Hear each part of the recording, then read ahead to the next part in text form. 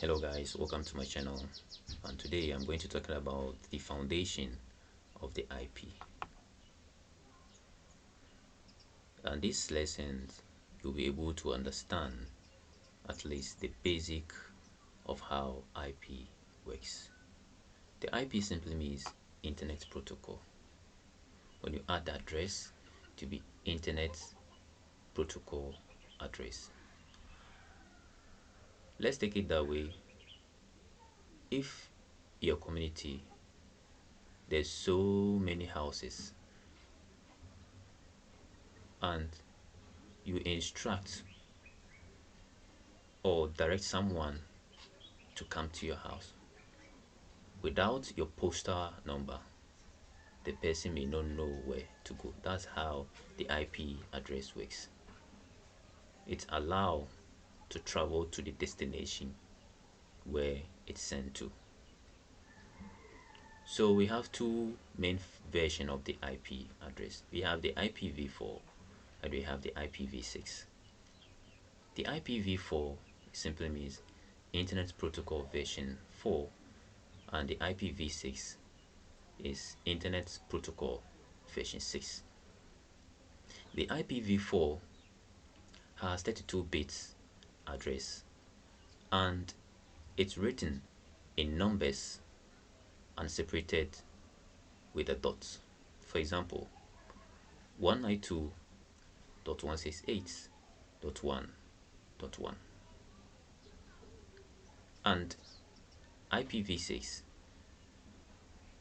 is written in hexadecimal and separated by a columns, which is 2001 colon ADB 01 colon 85A3B colon 000 colon 000 and so on and so forth. There are types of IP address. We have the public IP address, the private IP address, the dynamic IP address, and the static IP address. Let's come to the private IP address. This private IP address is mainly used in homes, hospitals, schools, and so on and so forth. The public IP address, it is used in the internet and provided by the ISP. The static IP address, which is fixed, is used for the server's website and cannot change. The last one is the dynamic IP address, which is assigned by the DHCP, automatically assigned by the DHCP, and it can change dynamically different IP address. The IPv4 or the IP, there's a portion. We have the network portion and the host portion. What do I mean by that? We have the network ID and the host ID. Let's use the internet version 4 for example, and I gave you a clue that is 192.168.1.1. so now let's identify the network ID and the host ID. The network ID will be the first 3 digits,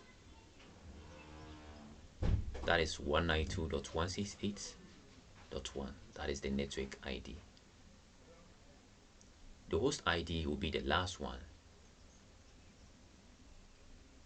So you're talking about the subnet.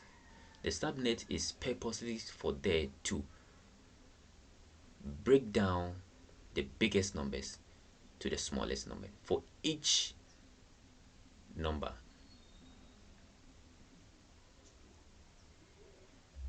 Now let's look for importance of IP tools and protocols.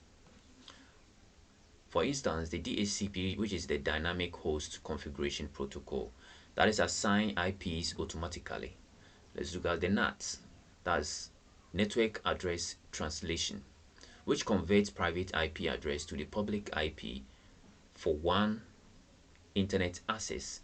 The DNS, that is Domain Name System, which is also convert domain names, for example google.com, into the IP address. You know, computer do not understand words or language. It only understand in binaries or numbers. So if you type google.com or olemekenblack.com, it will not understand, or it will not able to communicate with you. So it is the responsibility for the DNS, that is domain name system, to convert or to translate that into a number or a IP address to the server, and the server will respond to you.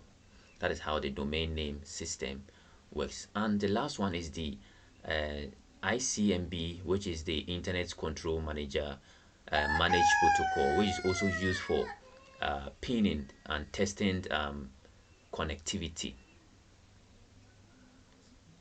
So I hope you understand how the IP works, either the IPv4 or the IPv6.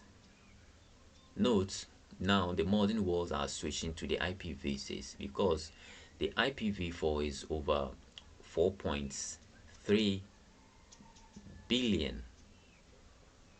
That's not enough for today's devices. Thank you. See you next time.